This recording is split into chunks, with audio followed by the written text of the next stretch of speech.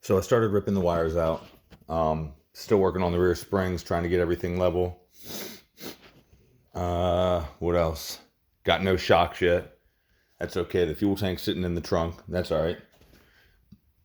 Right there. New driver's side trunk floor pan. New driver's side front trunk floor pan, front floor pan.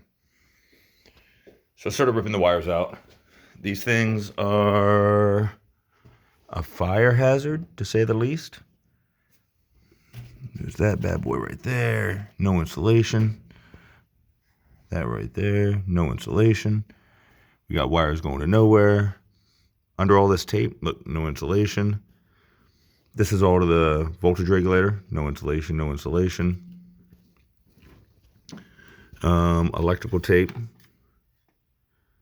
All in there. No insulation. That's the starter solenoid, so that's good. So that's a surefire. This dude's trying to set me up.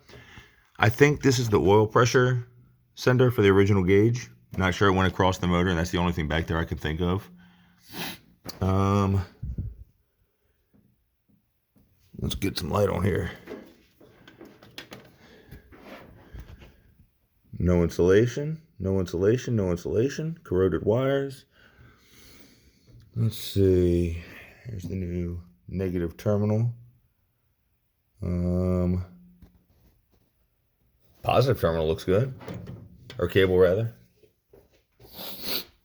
Positive cable's brand new. Like, literally brand new. Well, a little bit of crust on it, but nothing bad. Got the rest of my parts. There's my tack. Don't know why it's on almost 6,000 sitting still, but whatever. Someone said they'd take it back if it didn't work right. There we go, voltmeter. Gonna look slick. Don't know what these wires are looking like yet because I haven't gotten into it. That grommet right there was an awesome idea. Chevy should have used something like that. So I'm gonna try and get the rest of this out without cutting it. I'm gonna sell all the 6-volt harness parts. If somebody wants to patch it, they can. It's not gonna be expensive. We got the voltage regulator, we got the horn relay, we got the 2 headlights. Those will be in those boxes once I do that. Started pulling this out, and since I had the back on jack stands, I got to pull the front tires off to get to the marker lights to put the turn signal bulbs in and get these wires out. I haven't figured out how to do that yet. I'm hoping there's like a screw grommet type thing on the back of there. What else? These wires right here go across to the temp sending units. That went to the generator. So this goes to the coil. There's a temp sending unit, or temp sender. Boom, back over to the other temp sender right there.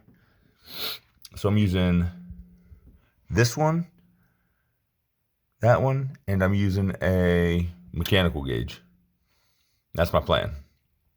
But all this wiring's out of here anyway.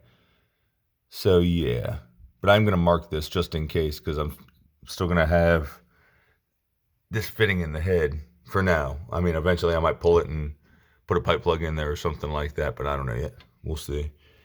So let me go ahead and finish getting all these wires out of here. Oh no. I don't want to pull that water neck bolt, even though I'm putting new thermostats in. I guess it doesn't matter then.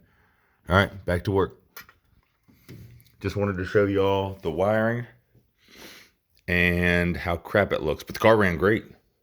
So I suppose it was just a matter of time before something went horribly wrong. But anyway, it's cool. After I get all this out, I'll be pulling the dash out. That I'm kind of nervous about because I don't want to screw that. I'm sure it's never been out, and I don't want to screw anything up. Back end, I'm not worried about it all. Pretty much just the coil, and not the coil, the solenoid and all that is the only thing that concerns me, getting it hooked up right with the key and all. So we'll see. All right, back to work.